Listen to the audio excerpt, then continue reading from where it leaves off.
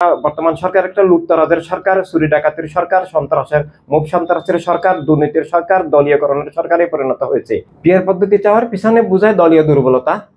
তার দ্বারা কোনো আসনে নির্বাচিত হতে পারবেন না। তারা এই পদ্ধতির মানে একটা সুযোগ নিয়ে এমপি হওয়ার যে খায়েশ মিটানো, এটা একটা মানে অসুস্থ একটা বিকৃত পদ্ধতি। এটা জনগণের প্রতিনিধিত্ব করে না, কোনো আসনের প্রতিনিধিত্ব করে না। জনগণ এমপি নির্বাচনের অধিকার হারায়।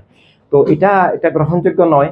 আর ভাই যেটা বলেছেন যে নির্বাচন হবে কি না, আসলে বর্তমান সংবিধানের অধীনেই বর্তমান সরকার শপথ নিয়েছেন, তাদেরকে বর্তমান সংবিধানের অধীনেই নির্বাচন করতে হবে এবং বর্তমান সংবিধানে পিয়ার পদ্ধতি বলতে কোনো কিছু নাই। তো এভাবে মানে বর্তমান সংবিধান মেনে তারা যেহেতু শপথ নিয়েছেন, বর্তমান উপদেষ্টা পরিষদ এবং অপরদিকে তত্ত্বাবধায়ক সরকার গঠনের ব্যাপারেও আমরাও হাইকোর্ট সুপ্রিম কোর্টে আমরাও সেই রিটে শরিক ছিলাম যে তত্ত্বাবধায়ক সরকার পুনর্বহাল 15তম সংশোধনীর যে মানে সংশোধন। তো সেক্ষেত্রে তত্ত্বাবধায়ক সরকার গঠিত হলে সেটাও সংবিধানের অধীনে হতে হবে এবং আদালতের রায়ের ভিত্তিতে হতে হবে এবং সেটা ওই সংবিধানের অধীনে নির্বাচন করতে হবে। তাই পিয়ারেরও সুযোগ নাই এবং নির্বাচন দিতেই হবে।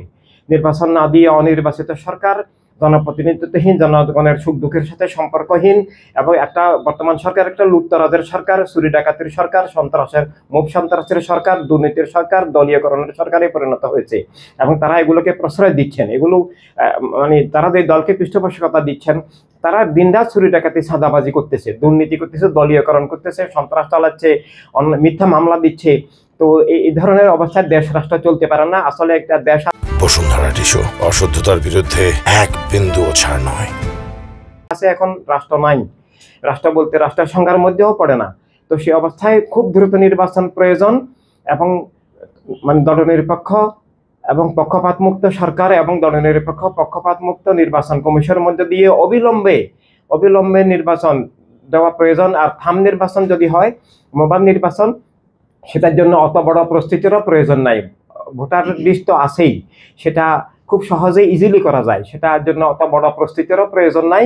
যেহেতু আমি ঘরে বসে ভোট দিতে পারবো, তাই আমার নিরাপত্তারও সমস্যা নাই। দেশে বিদেশে সবাই ভোট দিতে পারবেন। আমরা আসলে এই সরকার ক্ষমতায় আসার পর আমরা প্রথম অভিনন্দন জানিয়েছিলাম।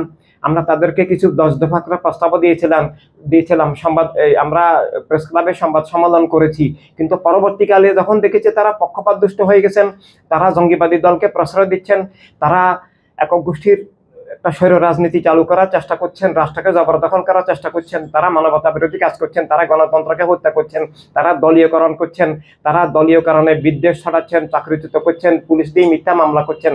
তখন আমরা আবার প্রেস ক্লাবের সামনে নভেম্বরে আমরা সমাবেশ করে আমরা বলেছি যে অবিলম্বে নির্বাচন দেওয়া প্রয়োজন এবং নির্বাচিত সরকার না হলে এই সরকার যতদিন থাকবে প্রতিদিনেই দেশ ধ্বংস হবে, জনগণ ধ্বংস হবে, অর্থনীতি ধ্বংস হবে, নিরাপত্তা ধ্বংস হবে, একটা ক্রাইসিস শুধু বাড়তেই থাকবে।